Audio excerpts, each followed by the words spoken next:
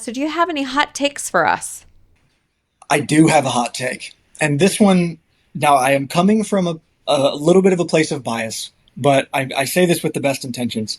Um, Specifically for men who carry in crossbody bags, you may as well just open carry because that's become sufficiently popular that everybody who's even remotely in this space, when I see someone walk in any place and they have one of those crossbody bags on, it immediately sets off my spidey sense, and I know that person is carrying, even if I don't recognize the exact brand of bag.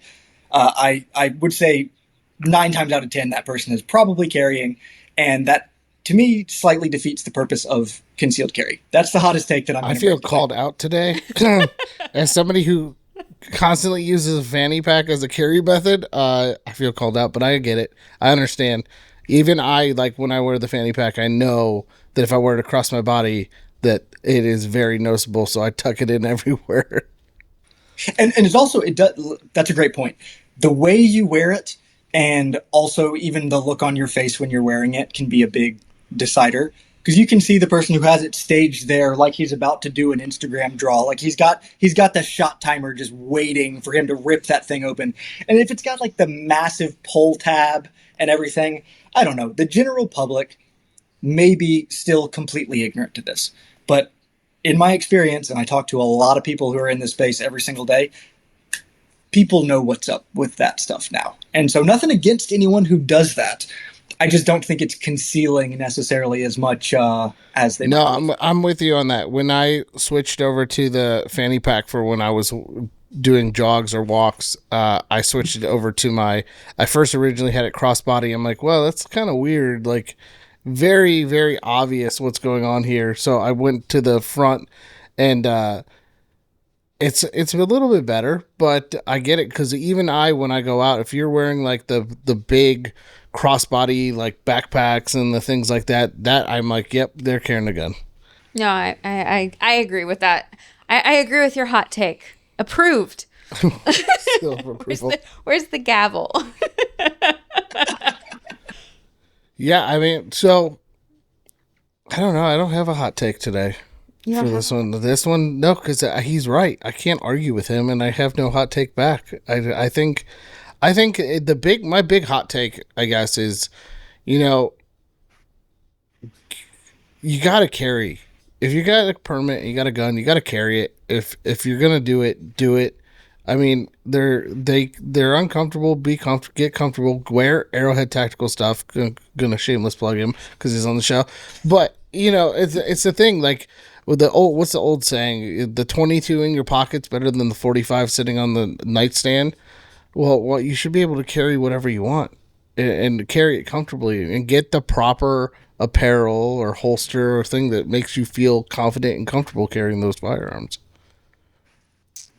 And that's a great point you just made also is I think people, especially as they're getting into the space, if we're all really honest with ourselves, the firearms community can be a little snooty at times.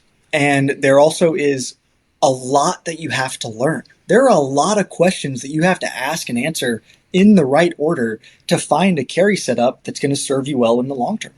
And, you know, when you really break it down and you ask why 5 times, it's going to start with finding a gun that is comfortable for you to shoot and also small enough, or you know, whatever measurement you want to look at, that you'd realistically be able to carry it on your body. And different people have different thresholds for that. You know, I'm super weird. Like I will routinely carry an FNX 45 on my person appendix, but I have found ways to do it. I've got a bigger pec shelf. It helps me cover things up, and that just works for me. But there are plenty of people who wouldn't want to make the sacrifice that carrying that gun entails, and they want to carry something that's a little bit smaller. That's great. Start there. Then you got to find the right holster. And there are a jillion holster options to choose from. And to find the right holster, you also have to determine where you want to carry. Because if you get an appendix inside the waistband holster, but it turns out you want to carry it the small of your back, like that's not going to work so well. And then you've got a little box of holsters that you've worked your way through and learned your way past. I think everybody who carries has that little box of shame holsters that they've kind of outgrown as they've developed in their carry style. And so you got to go through that, and there's a little trial and error. And then it comes down to outfits. And I think that the female side of the gun community has done so much better of a job of actually demonstrating for someone who's newer to it. Here are ways that you can fit concealed carry into your lifestyle. You don't have to mold your lifestyle around concealed carry. And the male side, I think, has done a slightly worse job of that in terms of actually demonstrating how and like what clothes should you wear. It doesn't have to be ours. I mean, there are a ton of different good ways that you can carry and conceal. We like to focus on the athletic wear, but there are tons of other things outside of that space. And just making those kinds of resources more available for people who are getting into it and not just expecting, oh, hey, you're a dude, you're going to know how to do this from day one, because Lord knows I didn't. It took me years to really fine tune my carry solution. And then when I come into stuff like this, I've got years of experience. But I think about the person who is buying from us who maybe they just turned 21 and they just got their first handgun and they're trying to figure that out. We just try to do more good than harm in those spaces by making information like that accessible and not assuming that everybody's already an expert, because that's how mistakes happen. No, I mean, that's well said. If you don't have a box of holsters sitting at your house, I don't know what's wrong with you, because we all have a box of holsters sitting at our house. Trust me, because I've gone back and forth between a couple dozen holsters here and there. Yeah. I do want to say, so this might be my hot take of today. Gun owners can be and often are undiagnosed hoarders. Yes. Guilty. It's my hot take. Only buy, never sell. Oh, yeah. Oh, 100% I'm an undiagnosed hoarder. You should see I have a box that has made it from 3 different houses that is filled with gun parts that I will never use again. I know I will never use them, but they are there in case I ever need it, and I will not get rid of them. There are scopes that are 10 years old that have been sitting in the box. Maybe one day I'll put that scope on something, or this screw that I have for this optic that I don't have anymore that's sitting there in case I need it. Hey, we said it earlier, I'll say it again. It's better to have and not need than need and not have, because one man's trash. I also have my junk box. Well, I'm not going to call it junk. It's actually my box of treasures that's sitting right here out of screen. And every so often I'll be like, where's that screw that I have for my ARMS 16A that I have on my 733? I want to lower that by 1 notch. And I go and I dig in my drawer and I dump it on the ground like a kid with a bunch of Legos, and you sift through it and you find that piece you're looking for. I'm more organized in business than I am in my own personal hoarding collection. I can say that. I think we're all I think we're all in that category. If my boss, who's sitting next to me, ever were to come and look at my actual office at home, she would look at me and go, "What is happening? How are you this organized in the office but not at the house?" It is bad. Listen, we don't work a typical work week. And so that plus the kids, like, I'm not the kind of person that has my life together. I will be the first to admit. I also live on a farm, and so just all of the hobbies and everything is not. I probably could be diagnosed as a hoarder. I am 100% diagnosed as a hoarder. If you haven't seen the episode with Slide Fire, it is in my home studio. I may or may not have like 1,200 patches hanging on the wall. That's not hoarding. That's a collection. That's hoarding. It's a hoarding collection. I was trying to vindicate you. You're like, absolutely not. Absolutely not. But no, that's my hot take. It's a spicy take, but it's.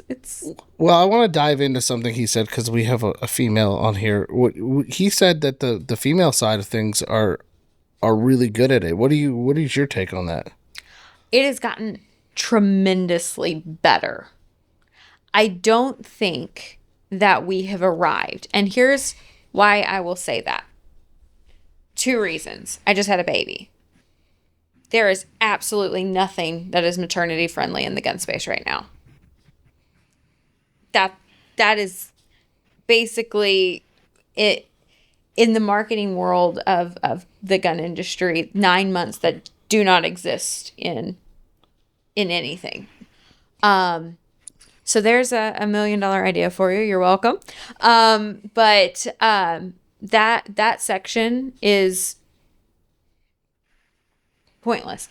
To look, because you're not going to find anything. Two, I think that we are so much better than we were, but I don't know that the body differences in women, the body types, I don't think that we've quite managed to get everything right. Now, that being said, when I first got into the industry, when I first was carrying a firearm, the options were, here's a belly band, good luck, best wishes. Like that was it. Now it's tremendously better. It's also gotten a lot easier because women's styles have changed. So we're no longer wearing low-rise jeans. Thank the Lord. Hallelujah.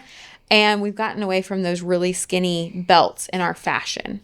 And both of those things lead to a much easier time conceal carrying.